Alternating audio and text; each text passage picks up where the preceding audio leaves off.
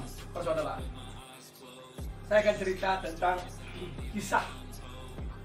Ada banyak yang meminta request di YouTube saya, ceritakan dong perjalanannya Jero Bima atau Ismaya Jaya tentang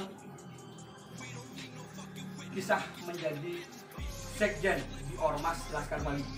Ini saya cerita tentang masa lalu dan buat memori untuk saya kenang juga, untuk saya simpan di YouTube agar diketahui oleh anak cucu dan kelak menjadi cerita saya. Mohon maaf kepada semua saudara saya di Ormas.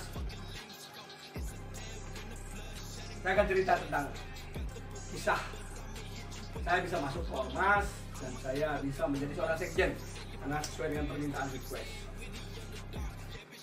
Ketika dulu, kalau nggak salah itu tahun 99 itu saya ngajak teman-teman yang bodybuilding besar, saya ajak tempat dugem. Saya waktu itu menjadi kepala cabang di sebuah perusahaan distributor kertas di Denpasar, letaknya di kantor Subroto. Saya sering ngajak dugem teman-teman karena saya juga bodybuilding, saya juga ikut, saya juara saya juara Bempres angkat berat. Saya ajak teman-teman badan besar ke tempat hiburan dan kita sering nongkrong di Musro. Kalau tahu zaman Musro tahun 2009 ya, 2010 ya, 2009 tahun 99 tahun 2000 itu zaman di Musro. Saya ajak teman-teman, banyak yang saya ajak, satu mobil saya bisa penuh, saya ajak happy. Kita badan-badan besar. Kalau saya di Muslo itu pasti selalu buka batu. Wah, begini. Badan dulu ya nggak kayak sekarang, perut buncit, semuanya buncit. Terus bertemu dengan waktu itu bertemu dengan Haji Ali yang menjadi ketua umum Laskar Bali sekarang. Belum ada organisasi. Kita sering keluar juga, ngumpul bareng, ketemu. Nah, dari pertemuan-pertemuan ini akhirnya mulailah terbentuk satu ormas Laskar Bali waktu itu. Dan saya ingat berapa orang waktu itu, siapa aja pentolan awal yang ikut mendirikan atau ikut ada di Ormas Laskar Bali itu sendiri, karena saya mengikuti sekali perjalanannya. Nah, saya ada di dalam. Akhirnya terbentuk dan saya ikut bergabung. Akhirnya saya waktu tergabung, saya bernaung di Korlap Bada Agung. Bada Agung itu yang kita buat bersama teman-teman. Ketika itu karena saya mempunyai jabatan, saya tidak ingin jadi apa, dan menunjuk salah satu teman menjadi korlapnya. Itu yang sering saya ajak dugem. Dan berjalan waktu, akhirnya 2007 saya ada proyek eksekusi di Bukit Ungasan sana dengan lahan 23 hektar. Dan ketika eksekusi itu saya udah ajak teman, sebelum berangkat pun eksekusi saya tawarin teman, ada mau uangnya sekian, kalau mau ayo, kalau enggak apa. Ada yang mau dan ada yang tidak mau. Nah, ternyata ketika proses eksekusi yang saya hadapi itu di lapangan, saya membela penduduk karena dia sudah mempunyai putusan Mahkamah Agung melakukan eksekusi.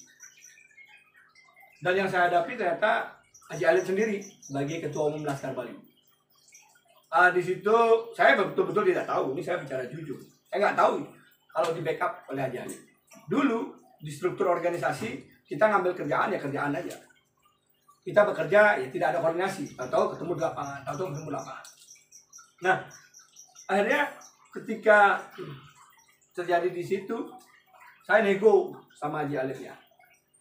Dari jam 9 pagi, polisi udah suruh batalkan keputusan dari pemilik tanah, minta tolong karena dia berjanji, ini satu ke saya juga, akan mengaturkan seperti memas di Sat Kayangan Jagat ketika berhasil melakukan eksekusi. Ini saya menyapa, kenapa saya pakai dupa dan cana, saya tidak mau bicara bohong.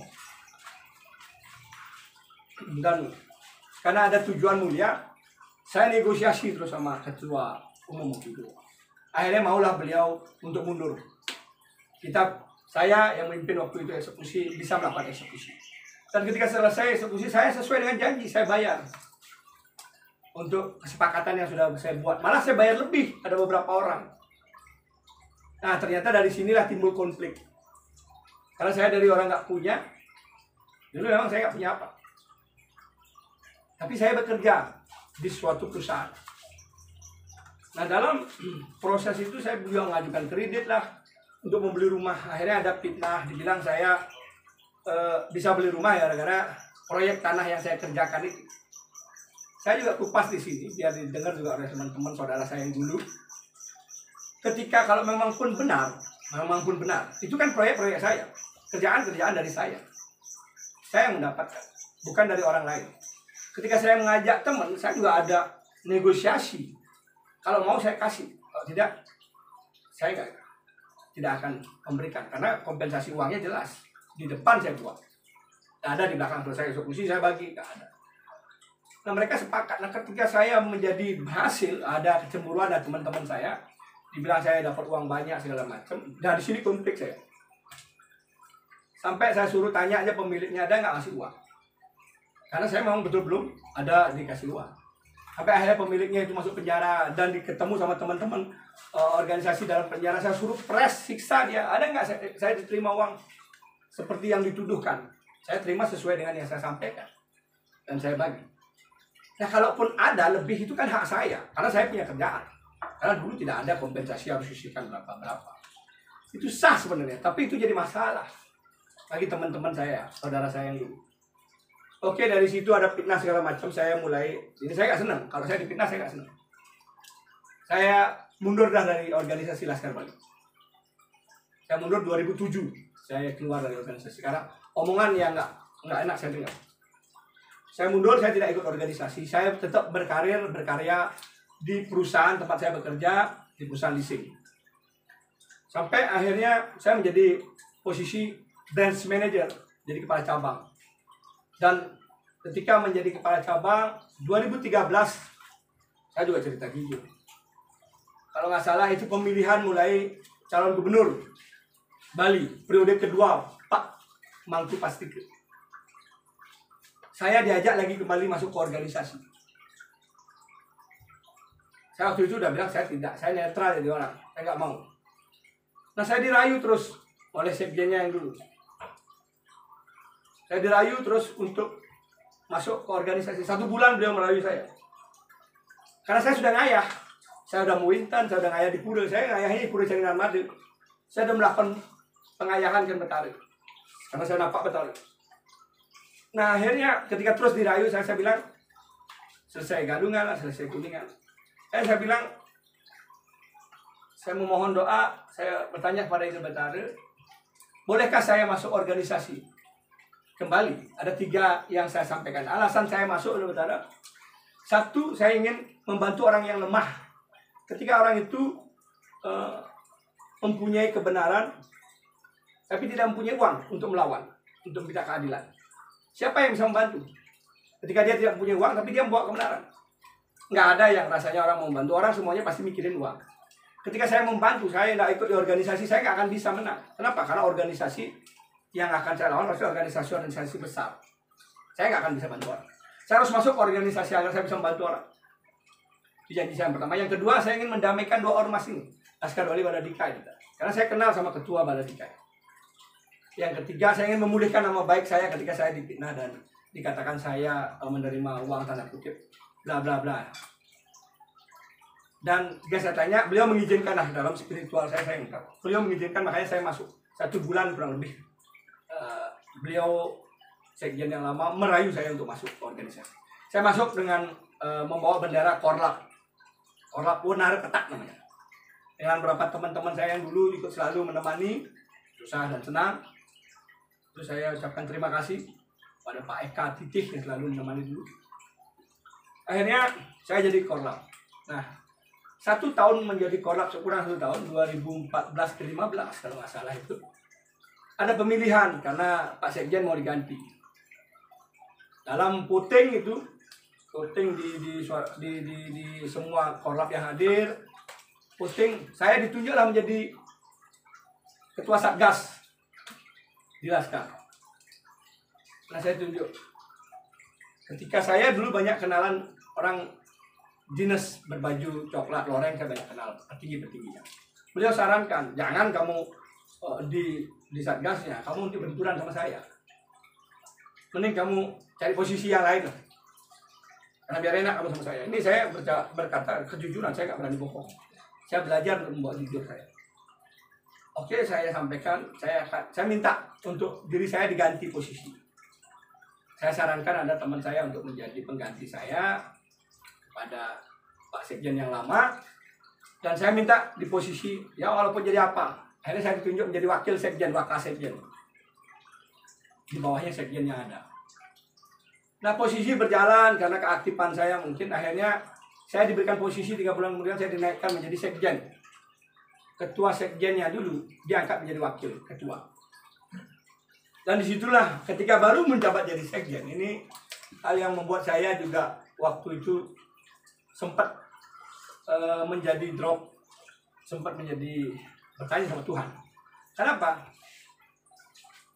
Karena pas posisi menjadi sekjen, banyak sekali yang saya pimpin harus memimpin di depan. Ketika kasus Angelin, kasus-kasus yang lain, saya banyak untuk di depan. Dan itulah kisah saya tentang ketika saya menjadi sekjen Laskar Bali. Dan kenapa bisa menjadi sekjen waktu itu di Laskar Bali? Yang bertanggung jawab, termasuk saya dianggap salah satu panglima perangnya di organisasi, panglima di depannya di organisasi. Itu kisah saya tentang kenapa saya bisa menjadi sekjen dan bagaimana kisah saya menjadi sekjen. Ini cerita semua kebenaran saya sampaikan. Tidak ada saya manipulasi dan tidak ada saya bohongi, dan saya siap bertanggung jawab atas apa yang saya ucapkan. Karena saya sumpahkan kepada alam semesta, dia betari-betari. Ketika ada yang menentang, ada nada menyatakan tidak benar, saya sumpahkan kepada alam semesta. Itulah kebenaran kisah tentang ketika saya menjadi sekjen Laskar Bali. Karena durasinya biar tidak panjang, ingat like dan subscribe untuk menyaksikan video saya berikutnya tentang bagaimana ketika kejadian di Tekuman dan bagaimana kejadian ketika saya mendamaikan, plus ada next cerita tentang akhirnya kenapa saya memilih keluar dari organisasi Laskar Bali yang begitu besar. Ini adalah kisah histori saya. Saya tidak berani melebihkan. Kalau saya tidak punya cerita, saya nggak akan berani mengarang cerita karena saya tahu apa risiko dan dampaknya. Tapi ketika kebenaran, saya harus ceritakan untuk saya membuat sejarah pada diri saya untuk menjadi legacy memori kehidupan saya buat didengarkan anak cucu saya kelak nanti dan diketahui perjalanan kehidupan saya. Terima kasih atas like dan subscribe-nya. Simak video berikutnya dan tonton terus di channel Ismaya Jaya, bukan Jaya Baya Kesatria Krisman. Swaha Matur Suksema. Salam Pancasila, salam NKRI. Terima kasih. Many scary stories that I'm leaving untold. They just whipping my decision.